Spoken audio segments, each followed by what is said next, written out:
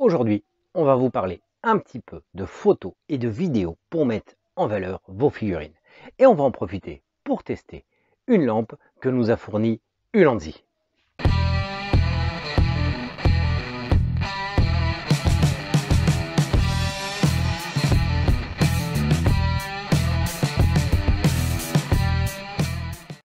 Bonjour à tous et bienvenue chez Serial Painters. Et oui, on vous l'avait promis, on va commencer à essayer de faire une deuxième vidéo dans la semaine. Alors, pas toujours toutes les semaines, parce que cette vidéo va être dédiée beaucoup à des tests de produits ou à des techniques, à des choses autour de la peinture et autour du modélisme, mais pas forcément des tutos peinture directement. Ça sera plutôt réservé le mercredi. Alors, aujourd'hui, on va parler un petit peu de photos et de vidéos. Comment donner un petit peu vie à vos figurines, jouer sur la lumière, un petit peu d'ambiance aux vidéos, aux dioramas. Et pour ça, on va s'aider d'une lampe.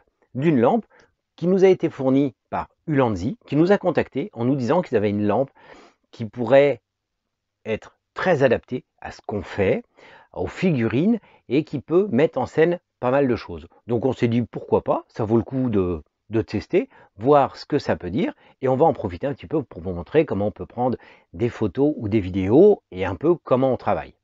Alors pour commencer, je vais vous présenter déjà cette lampe et je vais vous dire ce qu'elle peut faire. Alors, je n'ai toujours pas une grande passion pour les unboxings, mais je veux quand même vous montrer ce qu'il y a dans le carton, ce que vous avez quand vous achetez la lampe. Alors, il y a la notice, malheureusement, il y a de l'anglais, mais pas du français, mais bon, franchement, c'est très simple, c'est très compréhensible.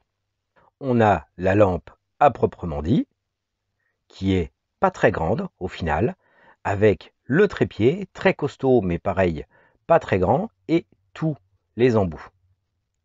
Alors, on voit que la lampe, il y a de quoi la régler. On peut régler l'intensité, et mine de rien, vu la taille de la lampe, elle éclaire plutôt fort. Ensuite, il y a plusieurs modes d'effets spéciaux. Alors, il y a des tonnes de choses. Vous pouvez faire des effets feu, des éclairs, des flashs d'appareil photo. Et vous pouvez surtout aussi régler la température de couleur. Et sur une plage plutôt large, puisqu'on peut aller de 2500 degrés Kelvin à 10 000. Sachant que la lumière du jour est aux environs de 5500, franchement, ça laisse de la plage.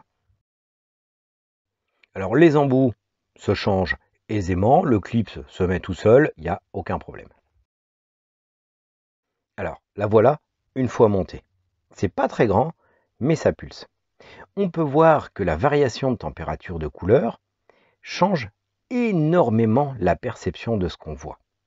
Ça va quand même d'un orange assez profond jusqu'à un blanc bleuté assez fort.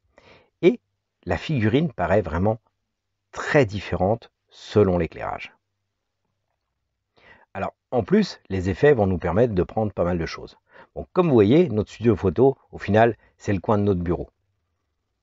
Là, on va tester les principaux effets. L'effet feu, qui est très sympa, et l'effet éclair, le plus adapté à ce type de figurine. Il y a beaucoup d'autres effets à découvrir, mais bon, inutile de les tester tous, vous allez comprendre le principe. Vous voyez, selon le moment de prise de photo, le rendu peut être très différent.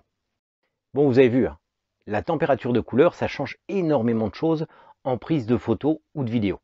Forcément, la lumière du jour, elle se situe généralement entre 5500 et 6000 degrés Kelvin. Cette lampe, elle peut aller de 2500 à 10 000, ce qui va donner une couleur très chaude, très orangée, à une couleur très blanche, limite bleutée. Donc, ça va donner un rendu très différent sur les figurines. Sur certaines, il va falloir plus d'un côté que de l'autre, mais ça va permettre de la mettre en valeur. Des fois, en jouant avec quelques centaines de degrés Kelvin en plus ou en moins, ça va donner un peu d'ambiance à la figurine lors de vos prises de photos. Pour les vidéos, c'est la même chose. Surtout que vous avez vu, en plus de pouvoir régler l'intensité, d'ailleurs, elle pulse pas mal pour une petite lampe au final, hein, comme quoi les LED aujourd'hui, ça a bien progressé, mais elle a aussi énormément d'effets spéciaux. C'est-à-dire qu'elle peut reproduire des éclairs, un feu qui est en train de descendre ou de monter en intensité, les flashs d'appareils photo, même le rendu télé. Alors forcément, sur du médiéval, tout ce qui est photo, pas terrible, hein, les flashs paparazzi, pas terrible comme effet, mais ça peut servir dans d'autres domaines. Et ça permet de bien aider à apprendre. Donc voyons un peu comment ça marche ça. Alors on va essayer avec un peu de diorama. Avec le socle que vous avez découvert mercredi dernier, on va le mettre un petit peu en scène pour faire quelque chose.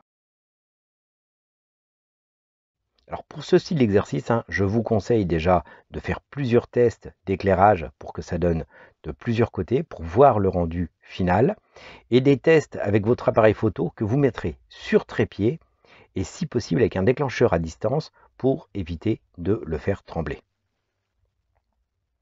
Alors là, j'ai testé plusieurs têtes de diffuseurs histoire de voir ce que ça rendait et j'ai fait plusieurs photos. On verra un petit peu à la fin ce que ça dit. Vous voyez, il y a moyen de faire de très belles choses. On peut aussi créer des flous. Alors là, on va essayer en vidéo, en se préoccupant de la vidéo qui tourne. On vous fait souvent une vidéo qui tourne pour présenter les figurines. Et bien là, on va le mettre un petit peu en scène avec des effets. Donc ce socle, on va lui donner un effet. On lui a donné une banshee au milieu pour faire un peu plus soclanté qui se prête très bien à des éclairs. Vous avez vu, pour la prise de photo, ça peut donner quand même de très beaux effets. Par contre, quand vous utilisez ça en photo, je vous conseille de vous mettre en mise au point manuelle, de faire le focus sur la figurine avant, tant qu'il y a de la lumière. Comme ça, quand vous allez prendre, à cause des flashs lumineux, vous allez avoir quelque chose de net. Si vous ne le faites pas avant, l'autofocus, il va avoir tendance à vouloir se mettre au point tout le temps et vous allez avoir la majorité de vos photos qui vont être floues. Donc, n'hésitez pas à faire le point avant. En plus, comme ça, vous allez pouvoir faire des tests en jouant sur la profondeur de champ, en jouant sur la vitesse d'obturation pour une prise de photo plus rapide qui va être plus lumineuse ou moins lumineuse. Pareil sur les ISO. Donc vous allez pouvoir tester pas mal de choses. On peut voir que selon le moment où on va prendre la figurine qui est passée à l'éclair, ça va donner un rendu très différent. Alors, en photo, c'est bien, c'est sympa. Mais bon, ça, on peut le faire avec une lampe normale. Photo, c'est un instant figé. Par contre, en vidéo, ça commence à prendre tout son sens. Parce que là, on va pouvoir aller un peu plus loin et faire des petites choses vraiment sympathiques. Vous voyez, en vidéo, vraiment tout près, on voit que ça rend très bien. Ça donne de l'effet en plus. Là, ici, je l'ai fait sans éclairage d'appoint sur le côté. Donc, on part du noir à l'éclairage complet. Ce qui peut être un style. Mais c'est pas mal aussi quand on le fait avec un autre éclairage qui donne une vue de la scène permanente, comme ici, mais sombre. Et l'éclair vient apporter beaucoup plus. Ça donne un effet dramatique beaucoup plus intéressant et beaucoup plus inquiétant. C'est une façon de faire. Il y en a encore des centaines d'autres. On pourrait en parler indéfiniment. Donc si vous voulez que je vous refasse des vidéos dessus, n'hésitez pas. C'est un sujet que j'aime beaucoup. Et il y a énormément de choses à faire. Pour l'instant, je vais rester simple. Pareil, ce diorama cimetière qu'avait fait ma chérie, franchement, il s'y prête bien aussi. Ce style de diorama se prête toujours bien à ce style d'éclairage. N'hésitez pas aussi à changer les angles de vue, parce qu'on peut faire des fois de très belles photos sous un angle auquel on n'avait pas pensé. Vous voyez, le flou de la grille au début va permettre de faire ressortir la banshee qui est derrière. Et ça va meubler. Alors, en vidéo, c'est pareil. D'habitude, on se contentait d'une vidéo qui tourne ici. Et cette fois-ci, grâce à ça, on peut vous rajouter un peu d'effets spéciaux, ce qui met largement en valeur la création qu'on a fait et qui peut vous donner des idées, vous, pour refaire ce style de choses. Ça, c'est des choses qui sont assez faciles à faire avec ce style de lampe. Et voilà, en vidéo, ça rend quand même tout de suite mieux. Là, ça prend son sens, ça met les choses en valeur. Alors, c'est quelque chose qu'on peut avoir en plus. On n'est pas obligé, bien sûr, mais c'est quelque chose qui peut largement nous aider à aller plus loin, à créer des vidéos ou des photos. En plus, vous avez vu un peu comment on travaillait. Le studio photo n'est pas très grand quand même. On se débrouille, vous inquiétez pas.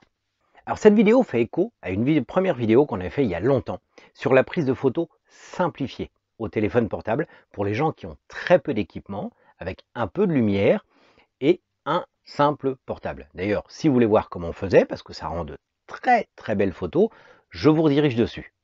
Par contre, si vous voulez aller un peu plus loin, ou si vous avez la chance d'avoir de l'équipement, d'avoir un réflexe, de vouloir aller un petit peu plus loin dans la création, eh ben, ça va largement pouvoir vous aider. Ce type d'éclairage est un plus qui va vous faire gagner énormément de temps.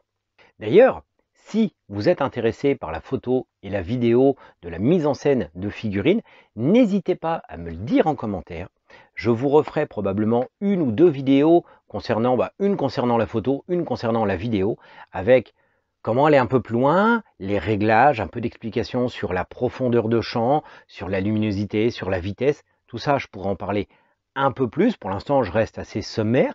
Mais si vous avez envie que je développe un petit peu le sujet, parce que vous avez envie vous avez envie d'aller plus loin en prise de photo ou en prise de vidéo, n'hésitez pas, dites-le moi en commentaire et je vous ferai ça.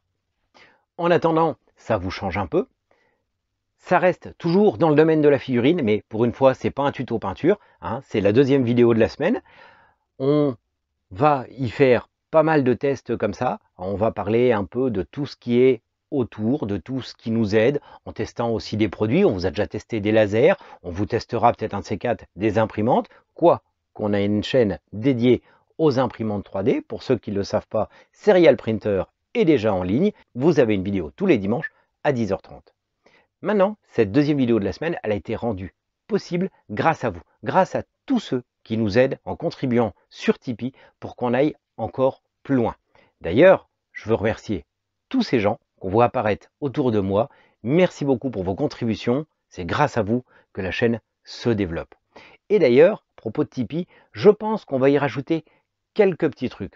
Avant de vous quitter, je vous rappelle aussi qu'on est en partenariat avec Heroes Infinite qui nous fournit très gentiment un code promo pour vous, pour avoir l'abonnement Overlord tous les mois moins cher, avec toutes les figurines qu'ils proposent, qui sont en plus des proxys magnifiques.